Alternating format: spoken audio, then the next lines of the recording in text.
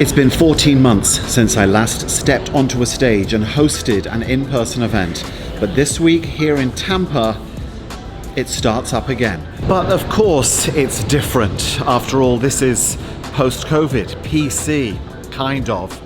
And for those of us who are so desperate to get back to the in-person world, well, there are still questions. Are travel budgets back? If we build it, will they still come? How do we ensure that both in-person and virtual audiences are looked after? How can we make it safe? The event was for the travel association Destinations International, an umbrella organization for where we hold so many of our amazing events. CEOs from groups like Discover Long Island, Nashville Convention and Visitors Corporation, Discover Puerto Rico, and Destination DC, amongst the many in attendance. Do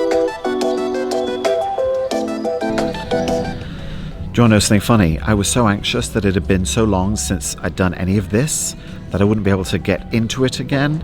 It takes like 2 minutes, literally like riding a bike.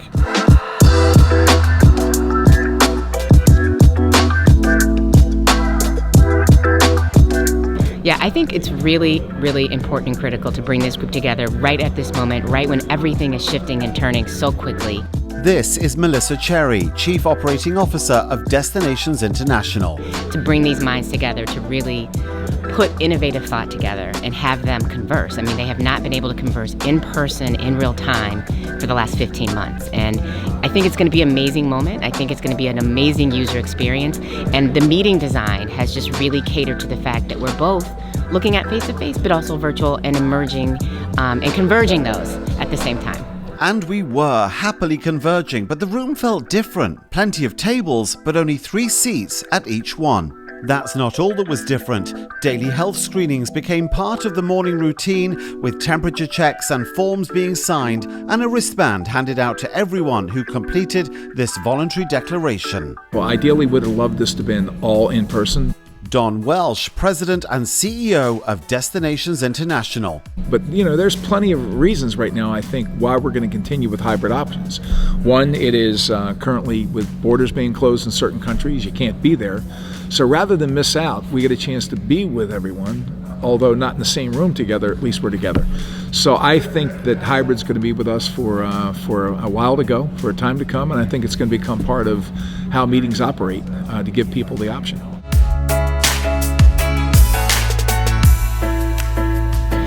Well, we went through a lot of, research and information. Meet Rory Forensic, Senior Director of Education for Destinations International. To ensure that we would be providing health and safety protocols that everyone would follow.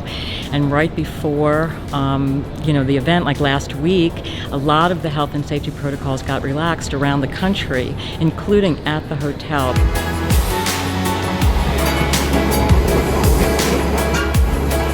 Obviously, we all have choices, but the big question at the hybrid event is how do we take care of the virtual audience? At Destinations International, half an hour before we go live on the stage, I'll be here on stage while people are coming in, but delivering virtual content with unique and tailored elements just for the audience who are working from home. Another great conversation, and a big thank you to my virtual guests this morning for our pre-show element here.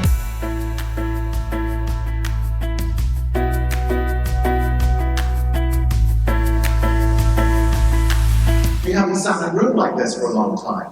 And it's probably a bit uncomfortable, right? Because this feels new. So to make you feel more comfortable, we've arranged a few little things just to ease you back into this in-person world. So number one, we've arranged for some random dogs to bark outside the room every 20 minutes or so. We've got somebody else's kids who are going to burst in every so often and ask where the iPad is. So how did attendees feel about coming back to the event world? Strangely familiar, but also kind of new. I was actually nervous, as if it were my first trip. Pure heaven. So we started out hugging every person in sight the first day, and we didn't stop until we're leaving today. Meetings are back. We went across the street this morning to a Starbucks and had to wait 15 minutes for our coffee because the folks with the lanyards for a meeting over there were back. So when you know their Starbucks lines are full in hotels with conventions, it's a good thing. Garden will continue. So take care, safe travels home. God bless you all. See you soon. Thanks. Well, the summit closes shortly. It has been so rewarding to be part of an in-person event again. Look, let's be honest, in-person events have a long way to go. There's a long journey ahead. And as used to virtual as I got, and as much as I appreciated and enjoyed the innovation in the virtual event world, nothing beats this. Nothing beats being at and part of an in-person event. It was everything we remember events being: fun, compelling, engaging. The interaction was outstanding, and of course, networking as well.